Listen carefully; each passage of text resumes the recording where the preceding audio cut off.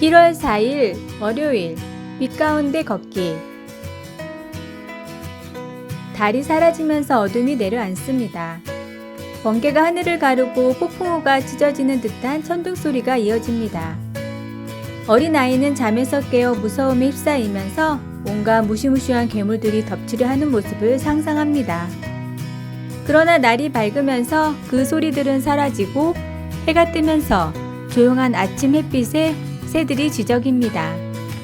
무서운 밤의 어둠과 햇볕의 기쁨이 너무나 극명하게 대조되는 모습입니다. 히브리서 저자는 이스라엘 백성들이 시내산에서 흑암과 폭풍이 너무 심해 두려워 숨어버렸던 그때를 회상합니다. 출애굽기 20장 18절에서 19절. 이스라엘 백성들에게 하나님의 임재는 율법이라는 사랑의 선물을 주시는 자리임에도 흑암과 공포로 느껴졌습니다. 그것은 죄 많은 이스라엘 백성들이 하나님의 기준에 따라 살 수 없었기 때문이었습니다. 그들은 죄로 말미암아 흑암과 두려움 속에 걸어갔던 것입니다. 히브리서 12장 18절에서 21절. 그러나 하나님은 빛이십니다. 그분에게는 어둠이라고는 전혀 찾아볼 수 없습니다. 요한일서 1장 5절. 히브리서 12장을 보면 신의 산은 하나님의 거룩하심과 불수종하던 우리의 옛삶을 나타내는 반면 아름다운 시온산은 하나님의 은혜와 믿는 자들이 새 언약의 중보자이신 예수님 안에서 누리는 새 삶을 나타냅니다. 22에서 24절. 누구든지 예수님을 따르는 자는 어둠에 다니지 아니하고 생명의 빛을 얻을 것입니다. 주님을 통해서 우리는 이전의 어두운 삶에서 벗어나 하나님 나라의 빛과 아름다운 가운데를 걸어가는 기쁨을 누릴 수 있습니다. 예수님을 믿는 사람으로서 예수님이 당신의 삶 속에 들어오신 후 당신의 삶이 어떻게 바뀌었습니까?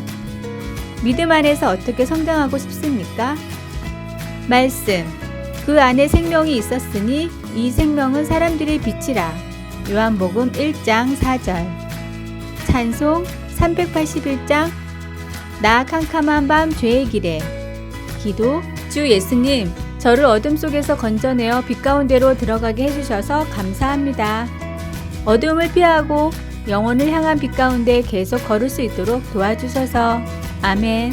아래의 빨간색 구독 글자를 누르시어 더 많은 전도의 열매를 맺으시길 기도합니다. 1월 5일 화요일 그물. 미국 샌프란시스코의 금문교는 1930년대에 이루어진 아름다운 다리입니다. 세계에서 가장 높고 긴 교각으로 두 기둥에 매달아 놓은 것이 1마일 이상이나 되는 긴 다리입니다. 다리 위에서 아래쪽 바다를 내려다보면 현기증이 날 만큼 높습니다. 그래서 이 다리는 지금까지 수많은 사람들이 뛰어내려 스스로 목숨을 끊기도 했습니다. 다리를 놓는 공사 중에도 여러 명이 바닥에 떨어져 목숨을 잃어버리기도 했습니다. 그래서 공사를 담당했던 시 당국에선 기술자들의 생명을 구하기 위해 여러 가지 안전 대책을 강구하기도 했습니다. 그 가운데 한 가지가 철사로 그물을 만들어 밑바지로 까는 것이었습니다. 그 자체로도 거대한 공사였습니다.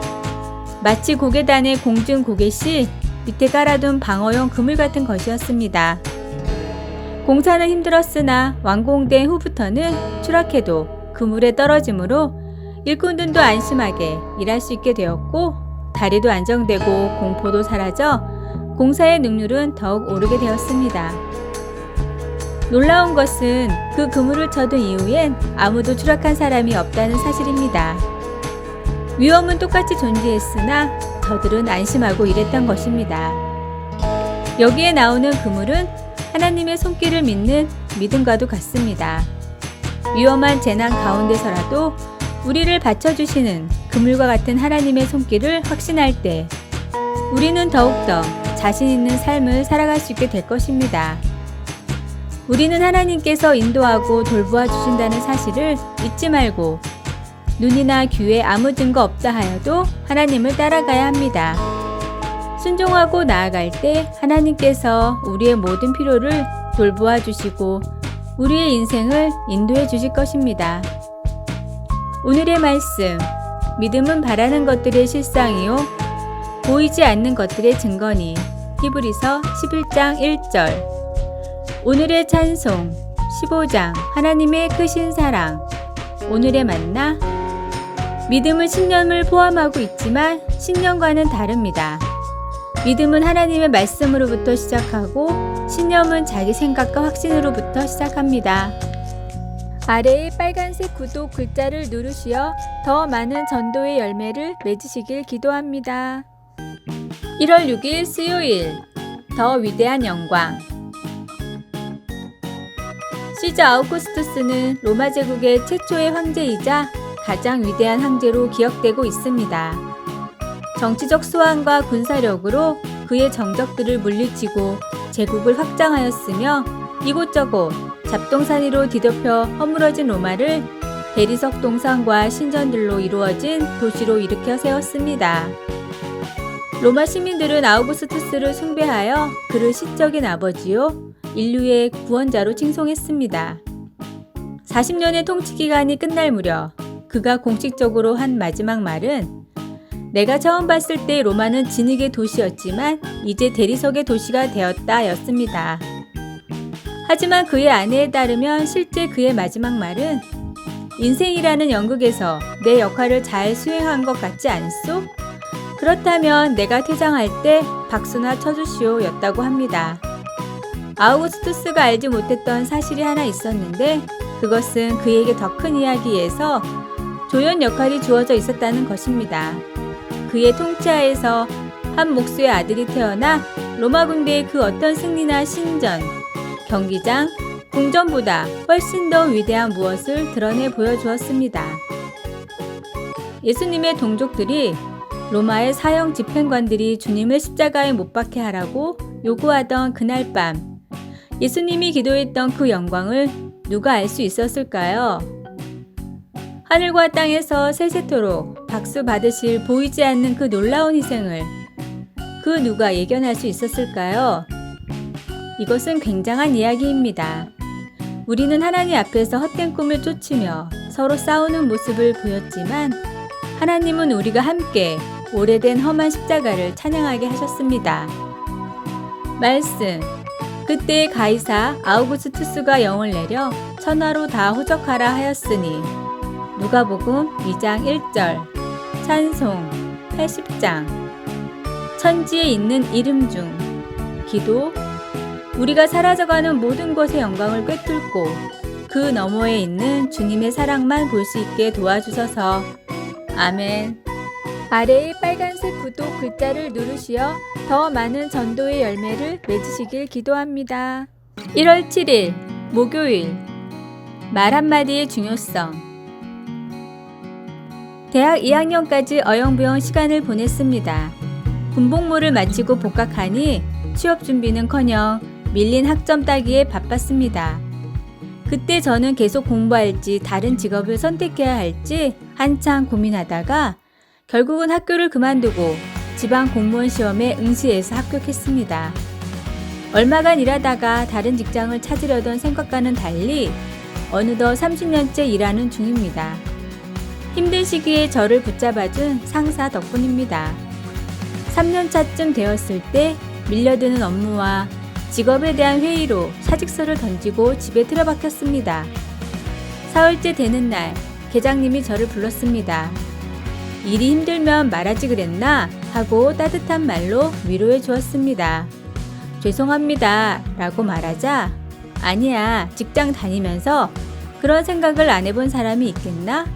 자네 업무는 내가 볼 테니 사무실 걱정은 말고 머리 좀 식히면서 푹 쉬었다가 나오게 하고 말했습니다. 그 한마디가 지금까지 일하는 원동력이 되었습니다. 그때 받은 배려를 후배들에게 돌려주고 싶습니다. 말 한마디의 중요성을 알려주는 이야기입니다. 그렇습니다. 한마디 말이 상대방에게 큰 위로가 되기도 하고 때로는 상처를 주기도 합니다. 그러니 우리는 진심이 담긴 말을 하도록 노력해야 합니다. 그러면 우리는 서로 큰 위로와 용기 그리고 힘을 주고받게 될 것입니다. 오늘의 말씀. 선한 말은 꿀송이 같아서 마음에 달고 뼈에 양약이 되느니라. 잠언 16장 24절. 오늘의 찬송 410장 내 맘에 한 노래 있어. 오늘의 만나 말은 핸들과도 같아서 우리가 돌리는 대로 갑니다. 악을 말하면 악으로, 축복을 말하면 축복으로 향합니다. 늘 감사하세요. 아래의 빨간색 구독 글자를 누르시어 더 많은 전도의 열매를 맺으시길 기도합니다. 1월 8일 금요일 염려에 대한 법도 잘 지키고 정직하기로 한 사람이 다음과 같은 음성 메시지를 받았습니다. 여기는 경찰서에 근무하는 아무개 경찰관입니다. 이 번호로 저에게 전화 주시기 바랍니다. 그러자 바로 그 사람은 자신이 무슨 잘못을 했나 두려워하며 염려하기 시작했습니다. 그는 경찰에 전화하기가 겁이 났으며 심지어 자신이 어떤 공경에 빠져 있는 것은 아닌가 하는 걱정이 앞서 여러 가지 상상으로 밤잠을 설치기까지 했습니다. 더 이상 경찰로부터 전화는 없었지만 걱정이 사라지는 데에는 몇 주가 지나야 했습니다. 예수님은 염려에 대해 흥미로운 질문을 하셨습니다. 너희 중에 누가 염려함으로 그 키를 한 자라도 더할 수 있겠느냐? 이 질문은 우리의 걱정하는 성향을 다시 생각해 보는데 도움이 되는데 그것은 염려가 우리가 닥친 상황에 아무런 도움이 되지 않는다는 것을 일깨워 주기 때문입니다.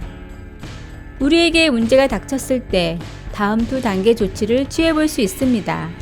먼저는 행동을 취하는 것이고 다음은 하나님께 맡기는 것입니다. 문제를 피할 수 있는 방법이 있다면 일단 그렇게 하십시오. 우리는 어떤 행동을 취해야 할지 하나님께 기도할 수 있습니다.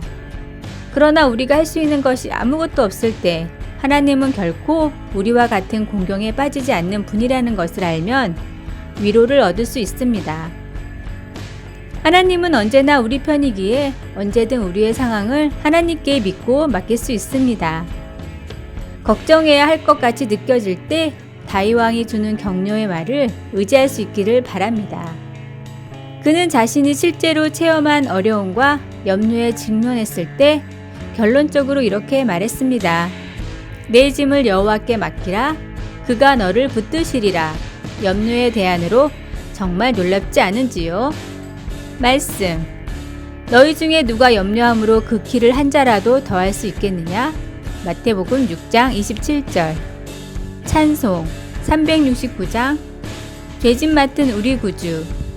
기도. 하나님은 제가 오늘 무슨 일을 만날지 아십니다. 저의 염려를 주님께 맡겨드리니 힘든 일을 만날 때 저를 강하게 해주시고 주님을 신뢰할 수 있도록 도와주셔서. 아멘. 아래의 빨간색 구독 글자를 누르시어 더 많은 전도의 열매를 맺으시길 기도합니다.